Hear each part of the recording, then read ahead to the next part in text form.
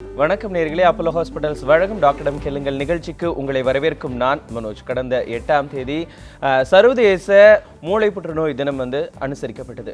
இது தொடர்பான ஒரு விழிப்புணர்வை ஏற்படுத்தணும் அப்படிங்கிறதுக்காகவே இந்த வாரம் நம்முடைய அப்போலோ ஹாஸ்பிட்டல்ஸ் வழங்கும் டாக்டரிடம் கேளுங்கள் நிகழ்ச்சியில் மூளை புற்றுநோய் தொடர்பாகவும் மூளையில் ஏற்படக்கூடிய அந்த கட்டிகள் தொடர்பாகவும் மக்களிடம் விழிப்புணர்வை கொண்டு போய் சேர்க்கணும் அப்படிங்கிறதுக்காகவே பிரத்யேகமாக இந்த நிகழ்ச்சியானது வடிவமைக்கப்பட்டிருக்கிறது. இன்னைக்கு மூளை புற்றுநோய் மட்டும் இல்லாமல் இன்னும் பல்வேறு நரம்பியல் சம்பந்தப்பட்ட பிரச்சனைகளும் கூட என்னென்ன இருக்கிறது, அதற்கான காரணங்கள் என்ன அப்படிங்கறத பத்தி அலச போறோம். இந்தியாவை பொறுத்த வரைக்கும் கிட்டத்தட்ட 1,00,000 சுமார் 2 to 5 பேர் வரைக்கும் இந்த மூளைக்கட்டியால பாதிக்கப்படுறதா புள்ளி விவரங்கள் தெரிவிக்குது. அது மட்டும் இல்லாம ஒரு வருஷத்துக்கு கிட்டத்தட்ட 2,500க்கும் மேற்பட்ட குழந்தைகள் இந்த மூளை புற்றுநோய் தொடர்பாகவும் மூளையில் ஏற்படக்கூடிய கட்டிகள் தொடர்பாகவும் பாதிக்கப்படுவதாக இன்னொரு புள்ளி விவரம் தெரிவிக்குது. இதெல்லாம் ஏன் ஏற்படுது? இதற்கான காரணங்கள் என்ன? இது மூளை புற்றுநோய் தொடர்பாக என்னென்ன பிரச்சனைகள்லாம் வேறு என்னென்ன பிரச்சனைகள்லாம் வருது, இதை தவிர்க்கிறதுக்கு என்னென்ன நவீன சிகிச்சை முறைகள் இருக்கு, இது தொடர்பான பல்வேறு விவரங்களையும் தெளிவான விளக்கங்களை அளிக்கிறதுக்காக நரம்பியல் நிபுணர் டாக்டர் பாலமுருகன் நம்மளுடைய அரங்கத்திற்கே வந்திருக்காரு. வணக்கம் டாக்டர். வணக்கம். பொதுவாகவே இந்த மூளையில் ஏற்படக்கூடிய பிரச்சனை அப்படின்னு சொன்னாலே இது ரொம்ப ஒரு சென்சிட்டிவான விஷயமா பார்க்கப்படுது. ஒரு விதமான பயம் எல்லாத்தையும் முதல்ல தொத்திக்குது. ஒரு சின்ன தலைவலி வந்தால் கூட ஏதாவது பெரிய பிரச்சனை இருக்குமோ, அந்த பிரச்சனை இருக்குமோ, இல்லை இந்த பிரச்சனை இருக்குமோ, இது தீரவே மாட்டேங்குது அப்படிங்கிற ஒரு கேள்வி நமக்குள்ளே எழுந்துக்கிட்டே இருக்கும். ஸோ பொதுவாக இந்த மூளை புற்றுநோய் அப்படிங்கிறது எந்த விதமான ஒரு பாதிப்புகளை ஏற்படுத்தும்? அதுலேருந்து நம்மளுடைய நிகழ்ச்சியை தொடங்கலாம். முக்கியமாக நம்ம தெரிஞ்சுக்க வேண்டியது ஒரு விஷயம் என்னென்னாக்க, மூளை புற்றுநோய்ங்கிறது மிக மிக குறைவான பர்சன்டேஜ் பீப்புளுக்கு தான் வருது. அதான் நீங்கள் சொன்ன மாதிரி கிட்டத்தட்ட 1,00,000 பேருக்கு ஒருத்தருக்கோ 2 பேருக்கு தான் வருது. ஸோ அது 0.01% சொல்கிற அளவுக்கு தான் இருக்குது. அதனால் பயப்பட வேண்டிய காரணம் எதுவுமே கிடையாது. தலைவலி, தீராத தலைவலி அப்படின்னு சொல்கிறீங்க. யூஸ்வலாகவே மூளையில் கட்டி இருக்கிறவங்களுக்கு தலைவலி மிக குறைந்த நாட்களே இருக்கும். அதாவது ஒரு வருஷமோ இல்லை 1 மாதமோ இருக்கக்கூடிய தலைவலிகள் தான் மூளையில் கட்டிகளாக மாறுது. சப்போஸ் நீங்கள் உங்களுக்கு 10 வருஷமாக தலைவலி இருக்குது அப்படின்ற பட்சத்தில் இது மூளைக்கு உள்ளார இருக்கிற கட்டியாலேயோ இல்லை மூளையில் ஏற்படக்கூடிய எந்த விதமான புற்றுநோயாலேயோ இந்த மாதிரி வரதுக்கான சான்சஸ் கிடையாது. தலைவலி கூட நம்மளுக்கு வாந்தி, இல்லைனாக்க தலை சுற்றல், இல்லைனாக்க கண் பார்வை குறைவு ஏற்படுறது, இல்லைன்னா ஒரு கை கால் செயலிழந்து போகிற மாதிரி அந்த மாதிரி ஏதாவது அறிகுறிகள் கூட இருந்தால் தான் நம்ம இது மூளையில் கட்டி இருக்கிறதோ இல்லை மூளையில் புற்றுநோய் இருக்கிறதோ நம்மளுக்கு ஒரு அறிகுறியாக எடுத்துக்கலாமே தவிர, ரொம்ப வருஷமாக இருக்கிற தலைவலி இது மூளை புற்றுநோயை மாறுறதுக்கான வாய்ப்புகள் ரொம்ப குறைவு. ரொம்ப மக்கள் தொகையிலேயே ரொம்ப குறைவாக ஏற்படக்கூடிய புற்றுநோய் இந்த மூளை புற்றுநோய் அப்படின்னு சொல்லியிருக்கீங்க. நம்மளுடைய செல்ஃப் எக்ஸாமினேஷன் அப்படிங்கிற ஒரு விஷயத்தை நம்ம பலரும் நம்மளே டாக்டராக நினச்சி பண்ணிக்கிட்டு இருக்கோம். அது சில சமயங்களில் ரொம்பவும் அவசியமாக இருக்குது. ஏன்னா நம்மளுடைய உடம்புல என்னென்ன மாற்றங்கள் இருக்குது அப்படிங்கிறத நம்ம தான் முதல்ல தெரிஞ்சுக்கணும். ஸோ இந்த மூளை சம்மந்தப்பட்ட பிரச்சனைகள் நமக்கு இருக்குது, மூளையில் ஏதோ ஒரு வித்தியாசமான ஒரு நடைமுறை இருந்துகிட்டு இருக்கு அப்படிங்கிறத எப்படி டாக்டர் நம்ம கண்டுபிடிக்கிறது? முக்கியமாக 2 விஷயம். ஒன்று நம்மையே அறிஞ்சிக்கிறது, அது மறதி. சரிங்களா? யூஸ்வலாக நம்ம ஒரு வேலையில் இருக்கிறவங்க, ஷார்ப்பாக இருக்கிறவங்க, திடீர்னு சில மறதிகள் ஏற்படுறது, அது அவங்களாவும் உணரலாம், இல்லைன்னா பக்கத்தில் இருக்கிறவங்களும் உணரலாம். 2வது ஃபைன் திங்ஸ், அதாவது மிக மென்மையான வேலைப்பாடுகள் செய்யக்கூடியவங்க. சப்போஸ் இப்போ ஒரு கம்ப்யூட்டர் ப்ரோக்ராமராக இருக்கலாம், அவர் முந்தி மாதிரி அவரால் செயல் பண்ண முடியலை. இல்லை ஒரு ஆர்டிஸ்டாக இருக்கலாம், அவர் முந்தி இருக்கிற படைப்புத்தன்மை இப்போ இல்லை. அந்த மாதிரி டிஃப்ரெண்ட், ஒவ்வொருத்தருக்கும் ஒவ்வொரு தனித்தன்மை இருக்கும். அந்த தனித்தன்மையிலேருந்து மாறுதல்கள் ஏற்படும் போது அது கொஞ்சம் யோசித்து பண்ண வேண்டியது. தலைவலி ப்ளஸ் இந்த மாதிரி தனித்தன்மை இல்லாத மாறும்போது நம்ம அதை ஒரு அறிகுறியாக எடுத்துக்கலாம். அதே மாதிரி நம்ம கூட இருக்கிறவங்க, ஒய்ஃபாக இருக்கலாம், சில்ட்ரனாக இருக்கலாம், இல்லை கூட வேலை பார்க்குறவங்களா இருக்கலாம், அவங்க இது ஒரு மாறுதல்கள் சேஞ்சஸ் தெரியப்படுத்தலாம். அவங்களுக்கு வேலையில் ஸ்லோ ஆகலாம், இல்லைனாக்க வேலையில் மறதி ஏற்படலாம், இல்லை வேலைகள் சரியாக செய்யலை, இல்லை பிஹேவியர் டிஸ்டர்பன்சஸ் இருந்ததுனாக்க அந்த மாதிரி சுச்சுவேஷனில் நம்ம இதை ஒரு அறிகுறியாக எடுத்துக்கிட்டு நம்ம அதை ஒரு செல்ஃப் எக்ஸாமினேஷன் மாதிரியே எடுத்துக்கலாம். அதே மாதிரி நடக்கும்போது நம்மளோட கெயிட் மாறுறலாம் சில நேரம். அதாவது ஒரு வேகமாக நடக்கக்கூடியவர் இப்போ மெதுவாக நடக்கலாம், இல்லை ஒரு சாதாரணமாக குடிப்பதையில் இருக்கிற மாதிரி ஒரு நடக்கிறது ஏற்பட்டதுனாலும் அது ஒரு அறிகுறியாக எடுத்துக்கலாம். குழந்தைங்களுக்கு எஸ்பெஷலி சாப்பிட்றது நிறுத்துவாங்க, வாந்தி இருக்கலாம், இல்லை அவங்க யூஸ்வலாக கான்சென்ட்ரேட் பண்ணி படிக்கிற டயத்தில் படிக்க மாட்டாங்க, இல்லை அப்நார்மல் பிஹேவியர் இருக்கலாம், அப்நார்மல் சிரிக்கிறது இருக்கலாம். ஸோ இந்த மாதிரி இது வந்து நம்ம ஒரு செல்ஃப் எக்ஸாமினேஷனை எடுத்துக்கலாம். இப்போ தொடர்ந்து நம்மளுடைய நிகழ்ச்சியை பார்த்து கொண்டிருக்கக்கூடிய நேயர்களும் சரி, கீழே கொடுக்கப்பட்டிருக்கக்கூடிய அந்த தொலைபேசி எண்ணுக்கு அழைச்சு உங்களுடைய சந்தேகங்களை கேட்கலாம். தொடர்ந்து அப்துல் என்ற நேயர் வேலூர்லேருந்து இணைஞ்சிருக்காங்க. வணக்கம் அப்துல், உங்களுடைய சந்தேகத்தை கேட்கலாம். சார் நான் வேலூர் பேசுகிறேன் சார், அப்துல் சார். சொல்லுங்க அப்துல், உங்களுடைய சந்தேகத்தை கேட்கலாம். எங்கள் வயசு வந்து நீர் கட்டி இருந்துச்சு. ஒரு வருஷத்துக்கு முன்னால் நரம்பு டாக்டர் ட்ரீட்மெண்ட் பண்ணோம் சார். சரிங்க. அது நீர் கட்டி இருக்குன்னாங்க. இப்போ லேட்டஸ்ட் அப்போ வந்து ஒரு 2 மாதத்துக்கு முன்னாடி செக் பண்ணோம். எந்த இடத்துல நீர் கட்டி இருக்குன்னு சொன்னாங்களா?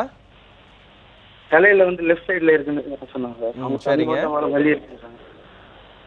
இப்போ கூட வந்து ட்ரீட்மெண்ட் பண்ணி முடிஞ்சிச்சு, மாத்திரைலாம் முடிஞ்சிச்சு சார். அப்போ கூட வந்து ஒரு சைடு அப்போ டென்ஷன் நான் வலிக்குது சார், ரொம்ப வலி. அடிக்கடி அந்த மாதிரி வலி வருது. அந்த நார்மல் சொல்லிட்டாங்க டாக்டருக்கு. இல்லை அப்போ தலைவலி மட்டும் தான் சார் அவங்களுக்கு அப்பப்போ வரும். கண்டிப்பாக இதுக்கான விளக்கத்தை டாக்டர் தருவார். இப்போ நீர் கட்டிங்கிறது நம்மளுக்கு பிறவிலேருந்தே ஏற்படக்கூடியது ஒன்றா இருக்கலாம், இல்லைன்னா நம்மளுக்கு சில இன்ஃபெக்ஷன்னால பிரெயினில் நீர் கட்டி ஏற்படுறதுக்கான வாய்ப்புகள் இருக்குது. ஸோ சின்ன குழந்தைங்களுக்குலேருந்து பெரியவங்களுக்கு வரைக்கும் இந்த நீர் கட்டி இருக்கலாம். அரக்னாய்ட் சிஸ்ட் அப்படின்றது பேர் இது. ஏன்னா ஒரு சைடு பிரெயினில் இருக்குதுன்னு சொன்னதுனால அரக்னாய்ட் சிஸ்ட் தான் மோர் காமன் திங்ஸ். இது வந்து நம்ம பிறவிலேயே நம்மளுக்கு மறு ஏற்படுற மாதிரி பிரெயினில் சிறு நீர் பை மாதிரி இருக்கிறது வாய்ப்பு இருக்குது. இது பெருசாகிறதுக்கான வாய்ப்புகள் ரொம்ப குறைவு. சில பேஷண்ட்ஸ்க்கு அது பிரெயின் மேலே ப்ரெஷர் கொடுக்கறதுனால இல்லை அந்த எலும்பு மேலே ப்ரெஷர் கொடுக்கறதுனால வலி ஏற்படுறதுக்கான வாய்ப்புகள் இருக்குது. இதுக்கு யூஸ்வலாக பெரிய பெரிய நீர் கட்டியாக இல்லைனாக்கா மருந்துகள் தான் ட்ரீட்மெண்ட். அப்படி ரொம்ப பெரிய கட்டியாக இருந்தது, பிரெயின் மேலே ப்ரெஷர் இருந்தது, பிரெயின் மேலே ப்ரெஷர் இருக்கிறதுனால அவங்களுக்கு வலிப்பு வருது, இல்லை தலைவலி அதிகமாக இருக்குது, தலைவலி குறைய மாட்டேங்குதுன்ற பட்சத்தில் சர்ஜரி பற்றி யோசிக்கலாம். டாக்டர், இதுக்கு முன்னாடி பேசின அந்த காலர் கேட்டிருந்தாரு, இந்த நீர்க்கட்டி வந்து மூளையில் ஏற்படுது, அதனால் என்னென்ன பிரச்சனைகள் வரும் அப்படின்ட்டு. சாதாரணமாகவே பெண்களுக்கு ஏற்படக்கூடிய இந்த மார்பக புற்றுநோய்க்கும் முன்னாடியே இந்த நீர்க்கட்டிகள் ஏற்படுவதற்கான வாய்ப்புகள் இருக்குது. அதே மாதிரி மூளையில் ஏற்படக்கூடிய அந்த நீர்க்கட்டிகள் அப்படிங்கிறது ஏற்படுறதுக்கு எந்த அளவிற்கு அந்த ப்ராபபிலிட்டி இருக்குது? அது ரொம்ப குறைவானதா? அதனால் ஏதாவது பாதிப்புகள் அதிகமாக இருக்கா? மூளையில் இருக்கிற நீர்க்கட்டிகள் வந்து கேன்சராக மாறதுக்கான சான்சஸ் கிடையாது. 99.99% கிடையாது. சில வகையான கட்டிகள் தான் அந்த மாதிரி மாறுறதுக்கான சான்சஸ் இருக்குது. அந்த மாதிரி பார்த்தீங்கன்னாக்க லோ கிரேட் கிளயோமாஸ்ன்னு இருக்குது. அதாவது மூளை நரம்பை சுற்றி இருக்கக்கூடிய சில செல்ஸ் வந்து டிவைட் ஆகிறதுனால தான் இந்த கிளயோமான்னு வருது. இந்த கிளயோமா அது லோ கிரேடில் இருந்து ஹை கிரேடாக மாறலாம். பட் நீர்க்கட்டிகள் வந்து கேன்சராக மாறதுக்கான வாய்ப்புகள் கிடையாது. பொதுவாகவே கேன்சரே வந்து பரவாத தன்மையுடைய ஒரு நோய் தான். ஆனால் மூளையை பொறுத்த வரைக்கும் ஏதாவது இன்ஃபெக்ஷன் மூலமாக மூளையில் ஏதாவது பாதிப்புகள் ஏற்படுவதற்கான வாய்ப்புகள் இருக்கா? அது வந்து கேன்சரை இன்டியூஸ் பண்ணுமா? இப்போ பிரெயினில் ஏற்படக்கூடிய கட்டிகள்னு பார்த்தீங்கன்னா நம்பர் 1 இது வந்து மற்ற இடங்களில் ஏற்படக்கூடிய கேன்சர் பிரெயினுக்கு பரவுறது தான் நம்பர் 1 காஸ் ஃபார் பிரெயின் கட்டிகள். சரிங்களா? பிரெயின்லேயே ஏற்படக்கூடிய கட்டிகள் அப்படின்னு பார்த்தீங்கன்னா ரொம்ப ரேர் தான். கிளயோமாஸ் அது ஒன்று சொன்னது. இன்ஃபெக்ஷன் நம்ம ஊரில் ரொம்ப காமன். இந்தியா, பங்களாதேஷ், ஸ்ரீலங்கா, பாகிஸ்தான் இந்த ஏரியாவில் ஹை டென்சிட்டி ஆஃப் பாப்புலேஷன் இருக்கிறதுனால டியூபர்குலோசிஸ் வெரி காமன். அதே மாதிரி சிஸ்டிசர்கோசிஸ்னு புழுக்கள்னால ஏற்படக்கூடிய கட்டிகளும் காமன். டியூபர்குலோசிஸ் வந்து நம்ம நாட்டில் எல்லா வகையான உறுப்புகளையும் அஃபெக்ட் பண்ணுது. அதில் பிரெயினில் வந்து பார்த்திங்கன்னா மூளையை சுற்றி இருக்கிற மண்டையோடிலேருந்து மூளையை சுற்றி இருக்கிற லேயர்ஸ் ஆஃப் கவரிங் மெனிஞ்சஸ்ன்னு இருக்குது, அதிலிருந்து மூளைக்குள்ளேயும் கட்டிகள் ஏற்படுறதுக்கு வாய்ப்புகள் இருக்குது. அதே மாதிரி மூளையில் இன்ஃபெக்ஷன் டிபி எஃபெக்ட் ஆகும்போது மூளையில் நார்மலாகவே ஃப்ளூயிட் இருக்குது. அந்த ஃப்ளூயிட் சர்க்குலேஷன் தடப்பட்டு ஹைட்ரோகெஃபாலஸ், அதாவது மூளையில் நீர் கோர்த்துட்டு இருக்கிறதுக்கான வாய்ப்புகள் அதிகம். இதனால் பல பேஷண்ட்ஸ் வந்து பார்வையிலேருந்து போகிறாங்க, இல்லை ஒரு பக்கம் வாதம் மாதிரி வருது. ஸோ டிபிங்கிறது ரொம்ப முக்கியமான ஒரு விஷயம். அது நம்மளோட மற்ற கட்டிகள் பிரெயினில் ஏற்படக்கூடிய மற்ற கட்டிகளை அழகாக மிமிக் பண்ணும். ஸோ இது டியூபர்குலோசிஸா இல்லை கட்டியான்றதை நம்ம கண்டறியறதுக்கு பயாப்சி ரொம்ப முக்கியம். அந்த பயாப்சி வந்து பல வகையில் பண்ணலாம். ஒன்று வந்து ஓப்பன் பண்ணி பண்ணுறதும் சர்ஜரிஸும் இருக்குது. ஓப்பன் பண்ணாமல் சின்ன கம்ப்யூட்டர் கைடடில் ஸ்டீரியோடாக்டிக் பயாப்சின்னு இருக்குது. ஸோ அதனால் அது பல வகையில் நம்ம அதை வந்து தீர்வு காணலாம். தொடர்ந்து நம்மளுடைய நிகழ்ச்சியில் ஒவ்வொரு டாக்டர் கேளுங்கள் நிகழ்ச்சியிலுமே வந்து புகைப்பிடிக்கிறதுனுடைய விஷயத்தை பற்றி நம்ம பேசிக்கிட்டு இருக்கோம். புகைப்பிடிக்கிறதுனால தான் இந்த டியூபர்குலோசிஸ் ஏற்படுது அப்படிங்கிறது மிக முக்கியமான காரணமாக இருக்குது. இந்த டிபி ஏற்பட்டுச்சு அப்படின்னா இது டிபியாக மட்டும் இல்லாமல் இன்னும் பல்வேறு விஷயங்களுக்கும் பல்வேறு தாக்கங்களுக்கும் வழிகொள்ளுது. ஆகவே கண்டிப்பாக யாரும் புகைப்பிடிக்காதீங்க அப்படிங்கிற ஒரு விழிப்புணர்வோட இந்த நிகழ்ச்சி நம்ம தொடர்ந்து நடத்தி கொண்டிருக்கிறோம். தொடர்ந்து செந்தில் அரசு சென்னையிலிருந்து இணைஞ்சிருக்காங்க. வணக்கம் திரு செந்தில், உங்களுடைய சந்தேகத்தை கேட்கலாம். ஹலோ, வணக்கம் சார். வணக்கம் செந்தில், உங்களுடைய சந்தேகத்தை கேளுங்க. சார், என்னோட ஒய்ஃபு வந்து ஒரு 5 இயர்ஸாக அந்த தலைவலி வந்துகிட்டே இருக்கு. சரிங்க. அவங்களுக்கு தலைவலி வந்துச்சுனாக்க ஒரு 2 or 3 days தொடர்ந்து அந்த தலைவலி இருக்கு. சரி. போக மாட்டேது. அவங்களுக்கு ஏற்கனவே எம்ஆர்ஐ ஸ்கேன் அதெல்லாம் எடுத்து பார்த்ததுல வந்து மூளைக்கு போகிற நரம்புல வந்து ஒரு பிளட் சின்ன டாட்டா இருக்கு சரி. அப்படின்ட்டு இருக்காங்க. ம். அது வந்து ஆப்ரேஷன் பண்ணால் இந்த சைடும் சொல்ல முடியாது அந்த சைடும் சொல்ல முடியாது அப்படின்ட்டாங்க. ம். அதனால் இப்போ வந்து மாத்திரை மருந்துலேயே கொஞ்சம் சரி பண்ணலான்ட்டு சாப்பிட்றாங்க. சாப்பிட்டா கூட அப்போ கொஞ்சம் இதாக இருக்கும்போது பயங்கர டென்ஷனை வந்துடுது. அவங்க தலைவலி வரும்போது என்ன பண்ணுறேன்னு அவங்களுக்கே தெரிய மாட்டேது. அந்த சூழ்நிலை ஆயிடுது. கண்டிப்பா இதற்கு தெளிவான விளக்கத்தை டாக்டர் கொடுப்பாரு. டாக்டர், இப்போ ஜென்ரலாக லேடிஸ் தலைவலி, அதுவும் எபிசோடிக் தலைவலி, ஒரு மாதத்தில் 2-3 வாட்டி இந்த மாதிரி வருது, ரொம்ப சிவியராக இருக்கிறது, அந்த டயத்தில் வந்து அவங்களால எந்த விதமான வேலைகளும் பண்ண முடியாது, ஒரு 8 வருஷமோ இல்லை 10 வருஷமோ அந்த மாதிரி தலைவலி இருக்குது அப்படின்ற பட்சத்தில் மைக்ரைன்ங்கிறது தான் ரொம்ப காமன் ப்ராப்ளம். அடுத்தது வந்து டென்ஷன் வாஸ்குலர் ஹெட்டேக், நிறைய வேலை பளு இருக்கலாம், அது உதவி இல்லாமல் இருக்கலாம், அதனால ஏற்படக்கூடிய தலைவலிகளாக இருக்கலாம். மூணாவது காமன் இதில் வந்து என்னென்னு பார்த்தீங்கன்னாக்க, இந்த மாதிரி இப்போ சார் சொன்ன மாதிரி மூளையில் ரத்த ஓட்டம் பிளாக் ஆகுது, இல்லை ரத்த ஓட்டம் சீராக இல்லாதுன்னா அந்த மாதிரி வர்றதுக்கான வாய்ப்புகள் இருக்குது. இதுக்கு சர்ஜரி தான் ஒரே வழின்றது கிடையாது, மருந்துகள் தான் முதல். இது எப்பயுமே இதில் மருந்துகள் உதவலைன்ற பட்சத்தில் தான் சர்ஜரி பற்றி யோசிக்க வேண்டியது இருக்கும். ரத்த ஓட்டம் சீராக இல்லை அப்படின்றது பார்த்தீங்கன்னா, இப்போ ஹார்ட்டுக்கெலாம் ஆன்ஜியோகிராம் பண்ணுற மாதிரி பிரெயினுக்கும் ஆன்ஜியோகிராம்னு இருக்குது. அந்த ஆன்ஜியோகிராம் பண்ணி எந்த இடத்துல அடைப்பு இருக்குது, என்ன மாதிரியான அடைப்பு இருக்குது, இல்லை அடைப்பு இல்லை ரத்த குழாயில் ஏதாவது ஒரு வீக் ஸ்பாட் மாதிரி இருந்ததுன்னா அதுக்கான ட்ரீட்மெண்ட்டும் இப்போ நிறையா இருக்குது. அதனால் இந்த தலைவலிக்கு தீர்வு காண்றதுக்கு டெஃபினட்டாக முடியும். நல்ல மருத்துவர்களை அணுகுனாங்க டெஃபினட்டாக முடியும். இப்போ ராஜபாளையத்திலிருந்து கார்த்திகேயன் என்று நேரஞ்சிருக்காங்க. வணக்கம் திரு கார்த்திகேயன், உங்களுடைய சந்தேகத்தை கேட்கலாம். ஹலோ சார், லாஸ்ட் இயர் எனக்கு 3 months பேக் பெயின் இருந்தது. சரி. பேக் பெயின் செக் பண்ணதில் எம்ஆர்ஐ எடுத்து பார்த்ததுல L4 L5 டிஸ்க் விலகி இருக்கு, அது நரம்பு அழுத்திட்டு இருக்கு, சர்ஜரி பண்ணணும்னு சொன்னாங்க. சரி. சர்ஜரி முடிஞ்சது, பட் ஆனாலும் இன்னும் இந்த 1 year கிட்ட ஆகும் போகுது. சார் எல்லாம் அப்போ மருந்து மாதிரி அது சர்ஜரி சரி பண்ணலாம் ஒரு டாக்டர் ஆல்ரெடி சொல்லியிருக்காங்க. சர்ஜரி பண்ணணும் அப்படின்னு சொல்லியிருக்காங்க. அவங்களுடைய தொலைபேசி இணைப்பில் ஏதாவது பிரச்சனை அப்படின்னு நினைக்கிறேன். அவருடைய கேள்வி நம்ம புரிஞ்சுக்க முடியுது. அவர் சொன்னதில் வந்து முதுகுவலி இருந்தது, ஸ்கேன் பண்ணியிருக்காங்க, அதில் வந்து ஒரு டிஸ்க் விலகி இருக்கு, சர்ஜரி சொன்னாங்க. ஆனால் இவர் பயந்துட்டு அது பண்ணலை. ஆனால் 1 வருஷம் ஆகியும் எனக்கு வலி கொஞ்சம் குறைஞ்சிருக்கு, ஆனால் பூரணமாக போகலை. இதுதான் எனக்கு புரிஞ்ச வரைக்கும். இப்போ நம்மளுக்கு 100 பேருக்கு முதுகு வலி வருது, அதில் வந்து பார்த்தீங்கன்னாக்கா 80 பேருக்கு வந்து தசைப்பிடிப்புனால தான் இருக்கிறது. சரிங்களா? அதாவது வேலை அதிகமாக பண்ணுறது, இல்லை அன்யூஷுவல் ஒர்க். இப்போ வந்து நம்ம ஸ்டாண்டர்டாக இப்போ ஒரு ஆஃபீஸ் போகிறோம், வீட்டுக்கு வரோம், உட்காந்துருக்கோம், டிவி பார்க்குறோம், மறுநாள் திரும்பி ஆஃபீஸ் போகிறோம். திடீர்னு ஒரு நாள் வீட்டில் ஃபர்னிச்சர் நவுத்தி வைக்கிறது, இல்லை வீடை ஷிஃப்ட் பண்ணுறோம், திங்ஸ் தூக்குறது, இல்லை நிறைய ட்ராவலிங் பண்ணுறோம், அந்த பட்சத்தில் தசைகளில் ஸ்ட்ரெயின் வருது. அதனால தான் முக்கியமாக 3/4 பேருக்கு வலி வருது. அதை தவிர்த்து பார்த்தீங்கன்னா இப்போ உங்களுக்கு வந்த மாதிரி டிஸ்க் ப்ரொலாப்ஸ்ன்ற பிரச்சனைக்கும் ரெஸ்ட், எக்ஸசைஸ், ஃபிசியோதெரப்பி, இதுதான் first treatment. Medicines, rest, physiotherapy, exercises. இதுலேயே கிட்டத்தட்ட ஒரு 70-80 பேருக்கு குணமடைகிறதுக்கான வாய்ப்புகள் இருக்குது. அந்த மாதிரி எக்ஸசைஸ் பண்ணி ரெஸ்ட் கொடுத்து மருந்து சாப்பிட்டு அப்படியும் வலி குறையலைன்ற பட்சத்தில் தான் நம்ம சர்ஜரி அட்வைஸ் பண்ணுறோம். சர்ஜரி பல வகைப்படும். நுண்ணறிவை சிகிச்சை இருக்குது, மைக்ரோ சர்ஜரி இருக்குது. அதில் வந்து நம்ம வந்து எந்த விதமான எலும்பையும் ரிமூவ் பண்ணுறது இல்லை, வெறுமனே அந்த டிஸ்க் எது வெளியில் வந்திருக்கோ அதை மட்டும்தான் ரிமூவ் பண்ணுறோம். அதனால வலி இமீடியட்டாக போயிடுது. பட் சர்ஜரிங்கிறது எப்பயுமே ஃபஸ்ட்டு ஸ்டெப்பு தான். ஃபுல் ரெக்கவரிக்கு பேஷண்ட்ஸ் அவங்களோட வெயிட் கண்ட்ரோல் பண்ண வேண்டியது இருக்கும், எக்ஸசைஸ் பண்ண வேண்டியது இருக்கும், நடக்க வேண்டியது இருக்கும். Regular walking is very important. 4th வந்து லைஃப் ஸ்டைல் சேஞ்சஸ். அதாவது பலு தூக்கும்போது நம்ம வந்து குனிஞ்சு, முன்னாடி முதுகு குனிஞ்சு தூக்கிறத விட முட்டியை பெண்ட் பண்ணி உட்காந்து தூக்குறது இஸ் ஆல்வேஸ் சேஃபர். இந்த மாதிரி சில ப்ரிகாஷன்ஸ் எடுத்துக்கிட்டாக்க முதுவலி வராமல் பார்த்துக்கலாம். பொதுவாக இந்த மூளையில் ஏற்படக்கூடிய அந்த கட்டிகளாகட்டும், புற்றுநோயாகட்டும், பிரச்சனைகளாகட்டும் அதிக அளவு பாதிக்கப்படுறது வந்து குழந்தைகள் அப்படிங்கிறது நம்ம புள்ளி விவரங்கள்ல இருந்து தெரிய வருது. ஆக குழந்தைகள் ஏன் இந்த மாதிரி பாதிக்கப்படுறாங்க? குழந்தைகளுக்கு வந்து அவங்களுக்கு சொல்ல தெரியாது எனக்கு இந்த மாதிரி பிரச்சனை இருக்குது அப்படிங்கிறது. அது எப்படி வந்து பெற்றோர்கள் கண்டுபிடிக்கிறது? Mother is the best guide always. So mother can detect changes. நீங்கள் சின்ன சின்ன சேஞ்சஸ் குழந்தைகிட்ட இருந்தாலும் மதரால் குயிக்காக கண்டுபிடிக்க முடியும். அப்படின்ற பட்சத்தில் நீங்கள் பார்த்தீங்கன்னா யூஸ்வலாக குழந்தைகள் சாப்பாடு இது மாறும், வாந்தி இருக்கலாம், அதே மாதிரி பிஹேவியர் சேஞ்சஸ் இருக்கலாம், அவங்க கொஞ்சம் இரிட்டபிளாக இருக்கலாம், அதிகமாக அழலாம். ஸோ இந்த மாதிரி சின்ன சின்ன விஷயங்களை mother will always pick up and will always bring it to the notice. அது வந்து பயப்படுறதுக்கு ஒன்றுமே கிடையாது. பட் ப்ராப்ளம் என்னென்னா, யூஸ்வலாக ரிலேட்டட் பீப்புள் கெட்டிங் மேரிட், அதாவது அசல் இல்லாமல் ரிலேட்டட் பீப்புள் கெட்டிங் மேரிட், யூஸ்வலாக இந்த childrens with brain changes or spine changes இருக்கிறதுக்கான வாய்ப்புகள் இருக்குது. அதே மாதிரி தாய் கருவிட்டு இருக்கிறாங்கன்றது அறியறதுக்கு வந்து அவங்களுக்கே ஒரு 6 வாரம் ஆகுது. பட் அதுக்குள்ளேயே நம்ம வந்து பிரெயின் அண்ட் ஸ்பைனோட ஃபார்மேஷன் முடியுது. கிட்டத்தட்ட ஒரு 30% ஆஃப் ஃபார்மேஷன் முடிஞ்சிருது. ஸோ இந்த ஃபஸ்ட்டு 6 வாரத்தில் மதருக்கு வந்து ஃபோலிக் ஆசிட் டெஃபிஷியன்சி இருந்ததுனாக்க, டயட்டில் ஃபோலிக் ஆசிட்ங்கிறது one of the vitamins, B vitamins deficiency இருந்ததுனாக்க பிரெயின் அண்ட் ஸ்பைன் அஃபெக்ட் ஆகிறதுக்கான வாய்ப்புகள் ரொம்ப அதிகம். அதனால தான் இப்போ பார்த்தீங்கன்னா பிளான்ட் ப்ரெக்னன்சிஸ் எல்லாருமே வந்து ஃபோலிக் ஆசிட் எடுத்துக்கிட்டு அதுக்கப்புறமா வந்து கருத்தரிக்கிறதுக்கு முயற்சி பண்ணணும் அப்படின்னு சொல்கிறாங்க. அது ரொம்ப முக்கியம். இது வந்து நம்மளுக்கு நிறைய ஸ்பைனல் டிசார்டர்ஸை ப்ரிவென்ட் பண்ணுது. குழந்தைங்களுக்கு ஏற்படுற தண்டுவடத்தில் ஏற்படுற சேஞ்சஸ் வந்து நிறையா தடுக்கிறது. ஸோ இது வந்து ரொம்ப முக்கியம். அதனால் குழந்தைங்களுக்கு நிறைய அஃபெக்ட் ஆகிட்டு இருக்குது. பட் இது எல்லாமே தடுக்கக்கூடிய விஷயங்கள்.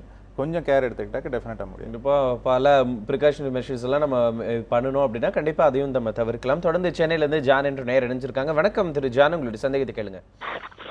வணக்கம் சார். சார் என் ஃப்ரெண்டுக்கு ஒரு 2015 சம்திங்ல ஆக்சிடென்ட் ஆச்சு. சரி. லெஃப்ட் தையில வந்து ஆப்ரேட் பண்ணாங்க. ஓகே. அதுல வந்து ஒரு கட்டி மாதிரி வந்துச்சு. ஓகே. அந்த கட்டி வந்து இப்ப கொஞ்சம் வலி இருக்கிறதுனால ஹாஸ்பிட்டல் போய் கேட்குறப்ப அது வந்து கேன்சர் கட்டியா இருக்கலாம் அப்படின்ற ஒரு சந்தேகத்துல இருக்காங்க. ஸோ அது வந்து அந்த மாதிரி ஃபார்ம் ஆகுமா அப்படின்றத டாக்டர்கிட்ட கேட்கணும். கண்டிப்பாக இன்னைக்கு நம்ம மூளை தொடர்பாகத்தான் பேசிக்கொண்டிருக்கோம். இருந்தாலும் வந்து டாக்டர் சொல்லுவார். அவங்க என்ன சொல்ல வராங்கன்றது எனக்கு ஒன்றும் சரியாக புரியல. எனக்கு ஆக்சிடென்ட் ஆச்சு, ஆக்சிடென்ட்டுக்காக ஆப்ரேட் பண்ணாங்க. ஆப்ரேட் பண்ணதுக்கப்புறம் கட்டி ஏற்படுதுங்கிறது யூஸ்வலாக ரத்த கட்டியாக இருக்கலாம், இல்லை சில நேரத்தில் நரம்பே கட்டான நரம்புல இருந்து நியூரோனோமான்ற ஏற்படக்கூடிய கட்டிகளாக இருக்கலாம். பட் இதெல்லாம் ரொம்ப ரேர் கேன்சராக மாறுறதுக்கு. எலும்புலேருந்து ஏற்படக்கூடிய கட்டிகளும் இருக்குது. சில நேரத்தில் அந்த எலும்பு திரும்பி வளர்ச்சி ஏற்படும் போது அது அபரிமிதமான வளர்ச்சி ஏற்பட்டதுன்னா டியூமராக மாறுறதுக்கான வாய்ப்புகள் இருக்குது. பெஸ்ட் அவங்க வந்து யார் ஆப்ரேட் பண்ணாங்களோ அதே டாக்டர்கிட்ட பார்த்துட்டு அவங்க என்ன சொல்கிறாங்களோ அது கேட்க. கண்டிப்பாக அந்த கட்டியை வந்து பயாப்சி பண்ணி பார்க்கறதுல கண்டிப்பாக என்ன விதமான பிரச்சனை அப்படிங்கிறத உங்களுக்கு தெரிஞ்சுக்கலாம். தொடர்ந்து விழுப்புரத்திலிருந்து சிவகுமார் என்று நேர் இணைஞ்சிருக்காங்க. வணக்கம் சிவகுமார், உங்களுடைய சந்தேகத்தை கேளுங்க. சிவகுமார் வணக்கம், நீங்க இணைப்புல இருக்கீங்க. வணக்கம் வணக்கம் சார். வணக்கம், சொல்லுங்க சார். அடிப்பட்டு ஒரு 8 தையல் போட்டேன் சார் மண்டையில. சரி. போட்ட பிறகு உட்காந்து இருந்தாலும் அப்படியே மின்னு வலிக்குது சார், தலை வலிக்குது சார். வெயில்ல வேலை செஞ்சாலும் அப்படியே தலை வலிக்குது சார் ஓவரா. எந்த இடத்துல? தலையில வந்து உச்சி மண்டையில சார், உச்சி அந்த மூளைக்கு பக்கத்துலேயே சார். கொஞ்சம் எவ்வளவு நாள் ஆச்சு அடிபட்டு சிவகுமார்? அடிப்பட்டு 8 மாசம் ஆகுது சார். 8 மாசம் ஆகுதான் டாக்டர்? 8 மாதம் முன்னாடி ஏற்பட்ட தலையில் அடிபட்டதுக்கும் இப்போ இருக்கிற தலைவலிக்கும் சம்மந்தம் இருக்கிற மாதிரி தெரியல. பட் வயசு வந்து கொஞ்சம் 40க்கு மேலே இருந்ததுனாக்கா யூஸ்வலாக திரும்பி ஒரு ஸ்கேன் பண்ணி பார்த்துக்கிறது நல்லது. ஏன்னாக்கா சில நேரத்தில் டிலேடாக ரத்தம் உறையிறதுக்கான வாய்ப்புகள் இருக்குது. எஸ்பெஷலி ஒரு 45-50 இயர்ஸ் கொஞ்சம் டயபெட்டிஸ், ஹைப்பர் டென்ஷன் இந்த மாதிரி ப்ராப்ளம் இருக்கிறவங்களுக்கு மூளையில் ரத்தம் உறையிறதுக்கான வாய்ப்புகள் இருக்குது. ஸோ அதனால் அவங்க ஒரு வாட்டி திரும்பி ஸ்கேன் பண்ணி பார்த்துக்கிறது நல்லது. தலை சுற்றல் ஏற்படலாம் தலை அடிப்பட்டதுக்கு அப்புறம். அதனால உட்கார்ந்து எந்திரிச்சாக்க தலை சுற்றல் மாதிரி ஏற்படலாம். இது எதனாலனாக்க காதுக்குள்ளார 2 சைட்லையுமே ஒரு பேலன்சிங் மெக்கானிசம் இருக்கு. அந்த பேலன்சிங் மெக்கானிசம் சில நேரத்தில் கொஞ்சம் ஒரு சைடு அபரிமிதமாக வேலை செய்யறதுனாலயோ இல்லை ஒரு சைடு கம்மியாக வேலை செய்யறதுனாலயோ அந்த மாதிரியான தலை சுற்றல் ஏற்படும். அது சிம்பிள் எக்ஸசைசஸும் மெடிசன்ஸ்லையுமே அதை குணப்படுத்த முடியும். தொடர்ந்து ஊட்டியிலிருந்து திருச்செல்வம் என்ற நேர் இணைஞ்சிருக்காங்க. வணக்கம் திருச்செல்வம், உங்களுடைய சந்தேகத்தை கேளுங்க. திருச்செல்வம், நீங்க இணைப்புல தான் இருக்கீங்க, உங்களுடைய சந்தேகத்தை கேட்கலாம். ஆமாம் சார், நான் லைனில் இருக்கேன். கேளுங்க. தொலைபேசியில் பேசுங்க. உங்களுடைய டிவி வால்யூம் கம்மி பண்ணிக்கோங்க. அவருடைய ஃபோன் லைன் கட் ஆயிடுச்சு டாக்டர். இந்த சில விஷயத்தில் பார்த்துட்டிங்கன்னா ஆக்சிடென்ட் ஆகிருக்கும். அப்போ வந்து எந்த விதமான ஒரு அறிகுறியும் இருக்காது. அது அப்படியே அவங்க கண்டுக்காம விட்டுருவாங்க. சில வருஷங்கள் கழித்து அந்த ஆக்சிடென்ட் ஆன இடத்துல இல்லை ஆப்ரேட் பண்ண இடத்துல வந்து ஏதாவது பிரச்சனைகள் வரும். இது வந்து இந்த ஆப்ரேஷன் பண்ணதுனால ஏதாவது பிரச்சனையா இல்லை ஆக்சிடென்ட் ஆனப்ப கண்டுக்காம விட்டதால ஏதாவது பிரச்சனையா டாக்டர்? யூஸ்வலா முக்காவாசி இது எல்லாமே வந்து மூளை பகுதியில தலைப்பகுதியில தான் ஏற்படுறதுக்கு. தலையிலையும் ஏற்படுது, தண்டுவடத்துலையும் ஏற்படுது, ஸ்பைன்லையும் ஏற்படுது.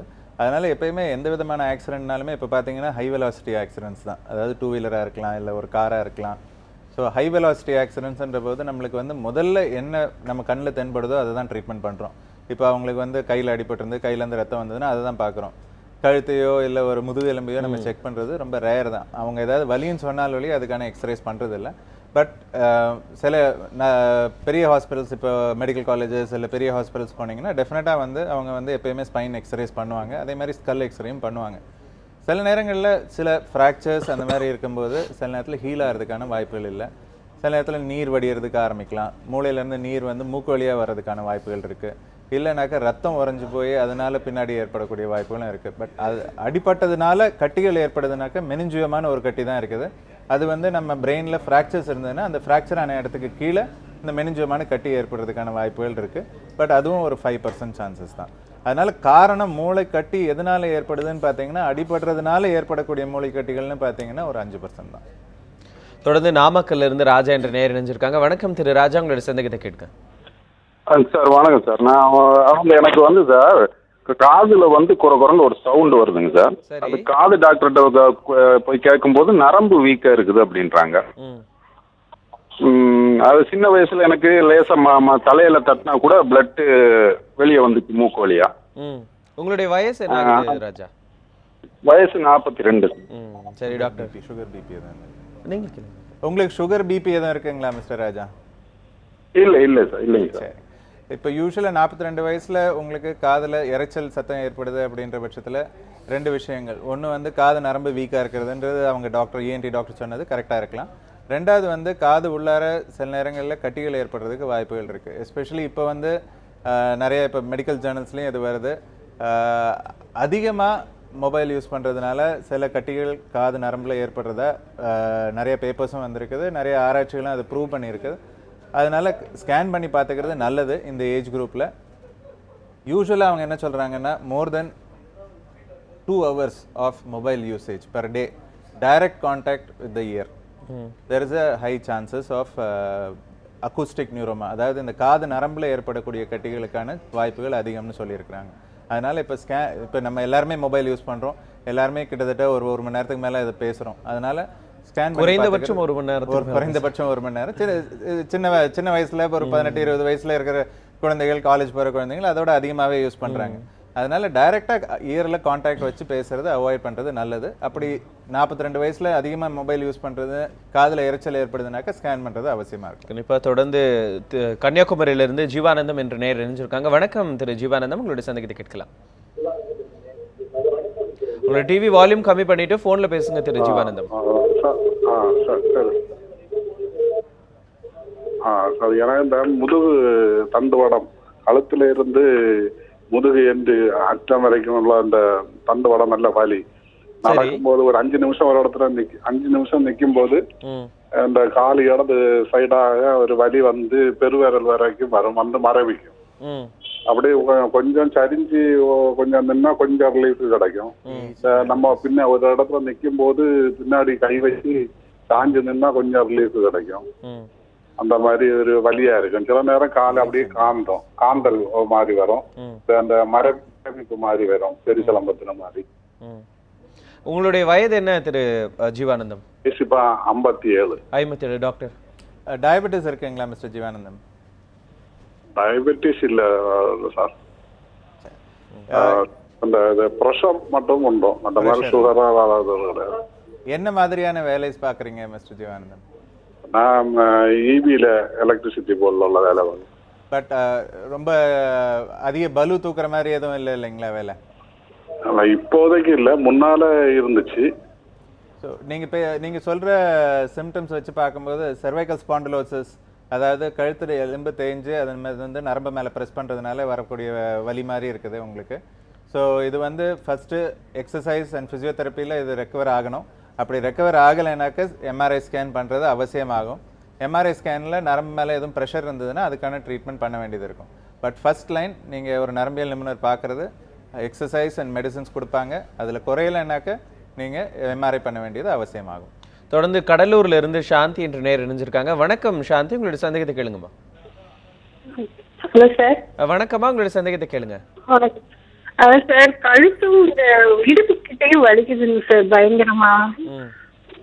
எப்படின்னா தூங்கி எழுந்தா வலிக்க மாட்டேங்குது, வேலை செஞ்சு கொஞ்சம் ஓவரா வேலை பார்த்தா கழுத்து வலிக்குது. உங்களுடைய வயதுமா?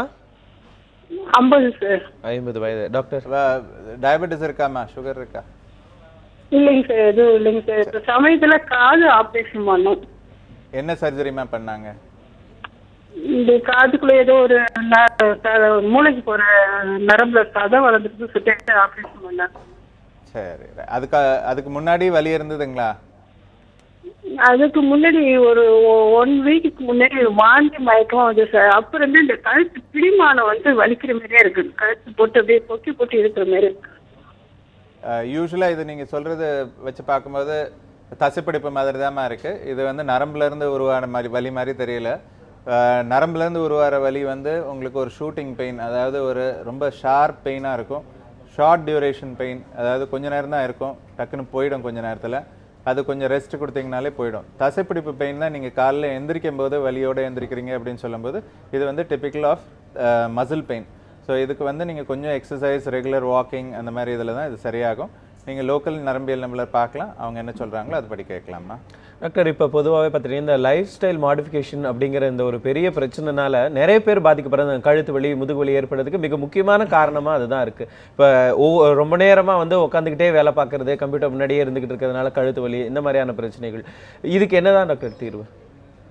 ஃபஸ்ட்டு நம்ம முக்கியமாக கடைப்பிடிக்க வேண்டியது, இப்போ நிறைய ஆஃபீஸஸில் அவங்களே வந்து இது பண்ணுறாங்க எர்கோனாமிக்ஸ். அதாவது இப்போ அவங்க எந்த இடத்துல உட்கார்றாங்க, அவங்க உட்கார்ந்து பணி செய்யக்கூடிய டேபிள் எந்த ஹைட்டில் இருக்குது, எந்த ஹைட்டில் அவங்களோட கம்ப்யூட்டர் செட் பண்ணியிருக்கிறாங்க, அவங்க பார்வைக்கு நேராக அதே லெவலில் இருக்க வேண்டியது அந்த கம்ப்யூட்டர்.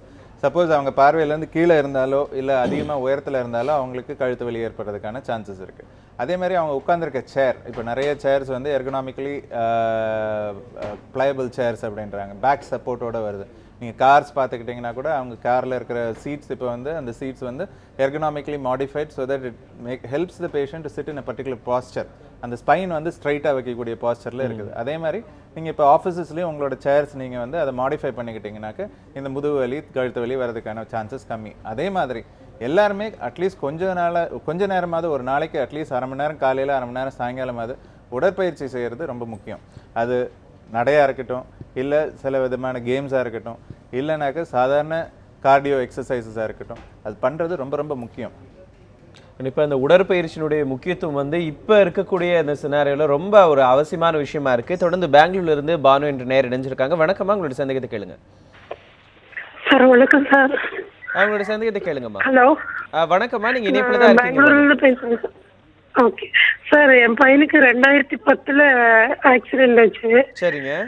என் பையனுக்கு ஆக்சிடென்ட் ஆகும்போது 21 வயசு சார். காலேஜுக்கு போயிட்டு வர ஒரு ஆக்சிடென்ட் ஆயிடுச்சு. ஆக்சிடென்ட் ஆகி காலில் தான் கட் ஆயிடுச்சு. ஆப்ரேஷன் பண்ணி நல்லா தான் இருந்தான். அப்புறம் ரொம்ப நாள் கழிச்சு ஃபிக்ஸ் கண்டினியூவா ஃபிக்ஸ் வந்துட்டே இருக்கு சார். நாங்க டாக்டர்கிட்ட காமிச்சோம், எம்ஆர்ஐ ஸ்கேன் பண்ண சொன்னாங்க, பண்ணணும். அதுக்கப்புறம் அவங்க வந்து மூளைக்கு பெரிய பிளட் சர்க்குலேஷன் ஆக மாட்டேங்குதுன்னு சார். இப்போ 24 ஆச்சு கண்டினியூடு. ஒரு 10 டேஸ்க்கு அப்புறம் ஒரு 15 டைம் ஃபிக்ஸ் வந்துட்டே இருக்கு சார். கண்டிப்பாக நீங்கள் தைரியமாக இருக்க வேண்டிய ஒரு நேரத்தில் டாக்டர் கண்டிப்பாக தலையில் அடிபட்டதுனால வலிப்பு ஏற்படுறதுங்கிறது ரொம்ப காமன். ஒரு கிட்டத்தட்ட ஒரு 8% 30% வரைக்கும் இதோட சான்சஸ் இருக்குது தலையில் அடிபட்டதுக்கு பின்னாடி வலிப்பு ஏற்படக்கூடியதுக்கு. யூஸ்வலாக இந்த மாதிரியான வலிப்பு வரும்போது போஸ்ட் ட்ரோமேட்டிக் எபிலெப்சின்னு சொல்கிறது, இதுக்கு வந்து மருந்து தான் first line of treatment. But சில நேரங்களில் அந்த அடிப்பட்டதுனால மூளையில் வடு ஏற்படலாம். இப்போ பிரெயினோட ஃபங்க்ஷனே நீங்கள் பார்த்தீங்கன்னா it is fully of electrical activity. So இந்த எலக்ட்ரிக்கல் ஆக்டிவிட்டி வந்து ஒரு சீராக இருக்கும்போது, ஒரு ரித்தமிக்காக இருக்கும்போது நம்மளுக்கு எந்த விதமான ப்ராப்ளமும் கிடையாது. பட் சில நேரங்களில் டிஸ்ரிதமிக், அதாவது ஒரு சீராக இல்லாமல் ஒரு திடீர்னு அதிகமாக எலக்ட்ரிக்கல் ஆக்டிவிட்டி திடீர்னு கம்மியாக இருக்கும்போது இந்த மாதிரி வலிப்பு வரக்கான வாய்ப்புகள் இருக்குது. அதுக்கு ஃபஸ்ட் லைன் ஆஃப் ட்ரீட்மெண்ட் வந்து மெடிசன்ஸ். அந்த மெடிசன்ஸ் உபயோகம் இல்லை அப்படின்ற பட்சத்தில் எம்ஆர்ஐ ஸ்கேன் பண்ணிவிட்டு சில நேரங்களில் EEG 24 hours EEG அப்படின்வாங்க. 24 மணி நேரம் கண்டினியூஸாக வீடியோ மானிட்டரிங்கோட EEG பண்ணி பார்ப்பாங்க. அப்படி பார்க்கும்போது அந்த வலிப்பு ஏற்பட்டு அந்த பர்டிகுலர் ஏரியாவிலேருந்து தான் அந்த வலிப்பு உருவாகுது அப்படின்ற பட்சத்தில் அந்த ஏரியாவை சர்ஜிக்கலாக ரிமூவ் பண்ண முடியும். சர்ஜரி, மைக்ரோ சர்ஜரியில் அந்த ஏரியா மட்டும் ரிமூவ் பண்ணாக்க இந்த வலிப்பு கண்ட்ரோல் ஆகிறதுக்கான வாய்ப்புகள் நல்லா இருக்குது. இது நிறைய இப்போ பெங்களூர்லேயே உங்களுக்கு நிறைய இடங்கள் இருக்குது. நிம்ஹான்ஸ்ன்றது national institute of mental health and neuro சயின்சஸ்ன்னு இருக்குது. அங்கேயே நீங்கள் பார்க்கலாம். அங்கேயே இந்த ஃபெசிலிட்டிஸ் எல்லாமே அவைலபிளாக இருக்குது. டெஃபினட்டாக பண்ணலாம் நீங்கள். அடுத்தது சென்னையிலிருந்து சரவணன் என்ற நேர் இணைஞ்சிருக்காங்க. வணக்கம் திரு சரவணன், உங்களுடைய சந்தேகத்தை கேளுங்க. வணக்கம் சார், நீங்க அருமையான ப்ரோக்ராம் ரெடி பண்ணிருக்கீங்க. ரொம்ப நன்றி சரவணன். உங்களுடைய சந்தேகத்தை எங்களுடைய நன்றியை தெரிவிச்சுக்கிறோம் ஃபர்ஸ்ட். ரொம்ப நன்றி சரவணன். இந்த இப்போ நம்ம சென்னை சிட்டியில பாத்தீங்கன்னா நிறைய வீட்டுக்கு மேல ரெசிடென்சியல் ஏரியாவில் டவர்ஸ் வச்சிருக்காங்க. அந்த டவர்ஸால நமக்கு ஏதான இந்த பிரெயின் டியூமருக்கு சான்சஸ் இருக்கா? கண்டிப்பா டாக்டர் இது தொடர்பாக பேசுவோம். இது இருக்குன்னு இல்லை, இது பொதுவாகவே இருக்கக்கூடிய ஒரு பெரிய பிரச்சனையாகவே இருக்கு, பெரிய சந்தேகமாகவே இருக்கு டாக்டர். இது வந்து கொஞ்சம் கான்ட்ரவர்சியலான சப்ஜெக்ட். இதுக்கு வந்து ப்ரூஃப் வந்து இருக்குன்னு சொல்கிறாங்க, இல்லைன்னு சொல்கிறாங்க. சில மெடிக்கல் ஜேர்னல்ஸில் இது ப்ரூஃப் இருக்குது. பட் அது வந்து ஃபுல் ஃப்ளெஜ்டாக ஜென்ரல் மீடியாவில் வரலை. அது எதனாலன்றது நம்மளுக்கு தெரியாது. பட் டவர்ஸ் மட்டும் இல்லை, இப்போ நீங்கள் வாழ்க்கையில் உபயோகப்படுத்துகிற பல கருவிகள் வந்து எலக்ட்ரோ மேக்னெட்டிக் ரேஸ் வருது. நீங்கள் வீட்டில் இருக்கிற மைக்ரோவேவ் அவனாக இருக்கட்டும், இல்லை உங்களோட லேண்ட்லைன் ஃபோனில் இருக்கிற ஹேண்ட்ஸ் ஃப்ரீ செட்டாக இருக்கட்டும், இல்லை உங்களோட மொபைல் ஃபோனாக இருக்கட்டும், எல்லாமே வந்து உங்களுக்கு எலக்ட்ரோ மேக்னெட்டிக் ரேடியேஷன் ரிலீஸ் பண்ணுது. அதனால் இது வந்து மொபைல் டவர்ஸும் இருக்குது. இப்போ நம்ம இதை வந்து நம்ம குறைச்சிக்கலாமே தவிர இதை அவாய்ட் பண்ண முடியாது. ஏன்னா இது வந்து ஒரு நெசசிட்டியாக மாறிடுது இன்னைக்கு. ஸோ குறைச்சிக்கிறது எப்படின்னு பார்த்தீங்கன்னா, இப்போ மொபைல் வந்து உடம்புலேருந்து கொஞ்சம் தூரமாக வச்சுக்கிறது நல்லது. ஏன்னாக்கா மொபைல் வந்து எப்படி அது உங்களுக்கு ஒரு ஃபோன் ரிசீவ் பண்ணுதோ அதே மாதிரி அதுவும் அந்த டவரை தேடிட்டு இருக்குது. அதனால் அந்த electromagnetic radiation is two way radiation. So mobile வந்து நம்ம உடம்புலேருந்து கொஞ்சம் தூரத்தில் வச்சுக்கிறது எப்போயுமே நல்லது. அதே மாதிரி மைக்ரோவேவ் அவன் முன்னாடி நிற்கிறதோ இல்லை ஹேண்ட்ஸ் ஃப்ரீ செட் பக்கத்தில் வச்சுக்கிறதோ அவாய்ட் பண்ணுறது நல்லது. அக்ராஸ் கான்க்ரீட் ஏரியாஸ், வால்ஸ், அந்த மாதிரி இந்த எலக்ட்ரோ மேக்னெட்டிக் ரேடியேஷன் பாஸ் ஆகிறதுனால எப்பயுமே இந்த ரிஸ்க் இருக்குது. பட் இது எவ்வளோன்றது குவான்டிஃபை பண்ணி யாரும் சொல்லலை இது வரைக்கும். ஸோ அதனால இதை வந்து ரொம்ப கமெண்ட் பண்ண நம்மளால முடியாது. கண்டிப்பாக டெக்னாலஜி எந்த அளவுக்கு வளர்ந்துகிட்டு இருக்கோ அதே அளவு வந்து பிரச்சனைகளும் நமக்கு வந்துகிட்டே தான் இருக்கு அப்படிங்கிறது தான் தெரியுது. தொடர்ந்து மதுரையிலிருந்து கண்ணன் என்ற நேர் இணைஞ்சிருக்காங்க. வணக்கம் திரு கண்ணன், உங்களுடைய சந்தேகத்தை கேட்கலாம். வணக்கம் சார், என் பேர் கண்ணன். சொல்லுங்க கண்ணன், உங்களுடைய சந்தேகத்தை கேளுங்க. சார் எனக்கு வந்து ஒரு 3 இயர்ஸாக சயாட்டிக்கா சொல்லி முதுகில் ஒரு நரம்பு சம்பந்தமாக ப்ராப்ளம் இருக்குது சார். சரிங்க. அதனால ஒரு 3 இயர்ஸாக முதுகுலேருந்து கால் வரைக்கும் வலி வந்து அதிகமாகிட்டே இருக்குது சார். அதை எப்படி சரி பண்ணுறதுன்னு தெரியல சார். கண்டிப்பாக பண்ணணும்னு சொல்கிறாங்க, அதுக்கான தீர்வு டாக்டர்? சயாட்டிக்காங்கிறது நம்மளுக்கு முதுகில் ஒரு ஜவ்வு விலகி நரம்பு மேலே ப்ரெஸ் பண்ணுறதுனால இந்த சயாட்டிக்கா பெயின்ங்கிறது. சயாட்டிக்காங்கிறது ஆக்சுவலாக சயாட்டிக் நர்வ், அந்த நரம்பு மேலே ப்ரெஷர் இருக்குதுன்றது தான் சயாட்டிக்கா அப்படிங்கிறது. இதுக்கு வந்து முக்கிய காரணம் நான் சொன்னது ஜவ்வு விலகி நரம்பு மேலே ப்ரெஸ் பண்ணுறது. சில நேரங்களில் எலும்பு அதிகமாக வளர்ச்சினாலையும் ஸ்பாண்டிலோசிஸ்னாலையும் இந்த மாதிரி வர்றதுக்கான வாய்ப்புகள் இருக்குது. இதுக்கான ட்ரீட்மெண்ட் ஃபர்ஸ்ட் லைன் எப்பயுமே எக்ஸசைஸ், ரெஸ்ட், மருந்து, ஃபிசியோதெரப்பியில் பல வகைகள் இருக்குது. ட்ராக்ஷன் இருக்குது, இல்லை இன்டர்ஃபெரன்ஷியல் தெரப்பின்னு இருக்குது, ஷார்ட் வேவ் டைத்தமின் இருக்குது. ஸோ நல்ல ஃபிசியோதெரபிஸ்ட் மூலமாக உங்களுக்கு நல்ல பெயின் ரிலீஃப் ஏற்படக்கூடிய வாய்ப்புகள் இருக்குது. அப்படி வலி வந்து ஒரு 3 வாரம் நம்ம மருந்து, எக்ஸசைஸ், ரெஸ்ட் இதெல்லாம் பண்ணியும் குறையலன்ற பட்சத்தில் ஸ்கேன் பண்ணி பார்க்க வேண்டிய அவசியம் ஏற்படும். அப்படி அதில் வந்து ரொம்ப அபரிமிதமான நரம்பு மேலே ப்ரெஷர் இருக்குது அப்படின்ற பட்சத்தில் சர்ஜரி தேவைப்படலாம். டாக்டர், இப்போ இந்த லைஃப் ஸ்டைல் மாடிஃபிகேஷன் பற்றி நம்ம பேசிட்டு இருந்தோம். அதில் இன்னொரு பெரிய பிரச்சனை என்னென்னா ஸ்ட்ரெஸ் தான் நம்மளுடைய உடம்புல இருக்கக்கூடிய பல பிரச்சனைகளுக்கும் ஒரு மிக முக்கியமான ஒரு காரணமாக இருக்குது. ஸோ மூளையில் ஏற்படக்கூடிய பிரச்சனையாகட்டும், கழுத்து வலி, முதுகுவலி, இன்னைக்கு நம்மளுடைய டாபிக் சம்மந்தமாக இந்த ஸ்ட்ரெஸ்ஸுக்கும் என்ன விதமான தொடர்பு டாக்டர்? ஸ்ட்ரெஸ்ஸுங்கிறது இப்போ நம்ம வாழ்க்கையில் சின்ன குழந்தைங்கள்லேருந்தே இப்போ பார்க்க ஆரம்பிக்கிறோம். ஃபஸ்ட்டு போய் ஸ்கூல் சேர்றதுலேருந்து ஸ்கூல் முடிகிற வரைக்கும் ஸ்ட்ரெஸ் இருக்குது, எக்ஸாம் ஸ்ட்ரெஸ் இருக்குது. ஸோ ஸ்ட்ரெஸ்ஸுங்கிறது நம்ம எப்படி அந்த ஒரு பர்டிகுலர் ப்ராப்ளம் அப்ரோச் பண்ணுறதுன்றது தான் இருக்குது. அதில் முக்கியமான என்னென்னா, இப்போ குழந்தைங்களுக்கு அதிக ஸ்ட்ரெஸ்ன்னு பார்த்தீங்கன்னா ஹோம்ஒர்க், இல்லைன்னா இந்த டார்கெட்டட் திங்ஸ், இந்த டயத்தில் இது முடிக்கணும் அப்படின்றதுனால நிறைய target setting is the main reason for stress across age group. சின்ன குழந்தைகள் இல்லை, காலேஜ்னு இல்லை, வேலைக்கு போகிறவங்க எல்லாருக்குமே it's based on target and time. So இப்போ நம்ம வந்து நம்மளோட டைம் மேனேஜ்மெண்ட்டையும் நம்மளோட டார்கெட்டையும் ரியலிஸ்டிக்காக வச்சுக்கிட்டோம்னாக்க ஸ்ட்ரெஸ் குறைச்சிக்கலாம். அதே மாதிரி முக்கியமான காரணம் வந்து இப்போது நிறைய பேருக்கு ஸ்ட்ரெஸ் அதிகம் அப்படின்னு பேசுகிறவங்களுக்கு தூக்கமின்மை, ஸ்லீப்லெஸ்னஸ், அது ரொம்ப முக்கியமான காரணம். Correct time, minimum 7 hours sleep for youngsters below the age of 30. 30 கீழே இருக்கிறவங்களுக்கு மினிமம் 7 hours ஸ்லீப் அவசியம். 30க்கு மேலே இருக்கிறவங்களில் up to 60 minimum 6 to 6.5 hours sleep is necessary. இந்த ஸ்லீப்புங்கிறது எந்த டயத்தில் வேணாலும் தூங்கினான்னு இல்லை. இப்போ நிறைய பேர் நீங்கள் பார்த்துருப்பீங்க, எஸ்பெஷலி இப்போ ஐடி இண்டஸ்ட்ரியில் இருக்கிறவங்க, இல்லை பிபிஓவில் வேலை பார்க்குறவங்க, நைட் டியூட்டி பண்ணிவிட்டு டே டைமில் நான் தூங்குறேன், எனக்கு 8 மணி நேரம் அங்கே தூக்கம் கிடச்சிருதுன்றாங்க. But that is not real sleep. It is ideal, it should be during the night time. Because நம்ம பாடியோட ஃபிசியாலஜி எப்படின்னாக்க நைட் டைமில் தான் அதோட ஹீலிங் இது எல்லாமே அதில் தான் இருக்குது. அதனால் நம்ம வந்து night time sleep is very important. குழந்தைங்க இல்லைனா காலேஜ் போகிறவங்க நைட்டில் ரொம்ப படிக்கிறோம், 2 மணி வரைக்கும் படிக்கிறோம், 2 மணிலேருந்து 8 மணி வரைக்கும் தூங்குறோம். That is not the right thing. 10 மணி வரைக்கும் என்ன படிக்க முடியுமோ அதை படிச்சுட்டு மறுநாள் காலையில் சீக்கிரம் எழுந்திரிச்சு படிக்கலாமே தவிர இந்த நைட் டைம் ஸ்லீப் மிஸ் பண்ணுறது is another major reason for stress. அது மட்டும் இல்லாமல் இன்னொரு பெரிய பிரச்சனையும் வந்து இந்த தூக்கமின்மை பிரச்சனையும் நிறைய பேருக்கு இருக்குது டாக்டர். அதுவும் கூட நம்மளுடைய மூளையில் பல பிரச்சனைகளை இன்டியூஸ் பண்ணும். ஸோ அதுக்கு ஏதாவது தீர்வு இருக்கா டாக்டர்? டெஃபினட்டாக இப்போ நிறைய ஆராய்ச்சிகள் நடந்துகிட்டு இருக்கு. இப்போ தூக்க இன்மையினால நம்மளோட பிரெயின் செல்ஸ் டெத் ஆகுது, பிரெயின் செல்ஸோட ஃபங்க்ஷனிங் எபிலிட்டி வந்து 50% குறையுது அப்படின்னு நிறைய இப்போ ஆராய்ச்சிகள் சொல்லுது. அதனால் இப்போ தூக்கங்கிறது ரொம்ப முக்கியம். அதுவும் கரெக்டான தூக்கம், கரெக்ட் டயத்தில் தூக்கங்கிறது ரொம்ப முக்கியம். இப்போது தூக்கம் வர வைக்கிறது அப்படின்னு பார்த்தீங்கன்னாக்க 2 things. One, what I recommend is walking. ஒரு 10 மணிக்கு நீங்கள் சாப்பிட்டீங்க, ஒரு 1/2 hour வாக் போயிட்டு வந்தீங்க, drinking cold milk, again it gives better sleep.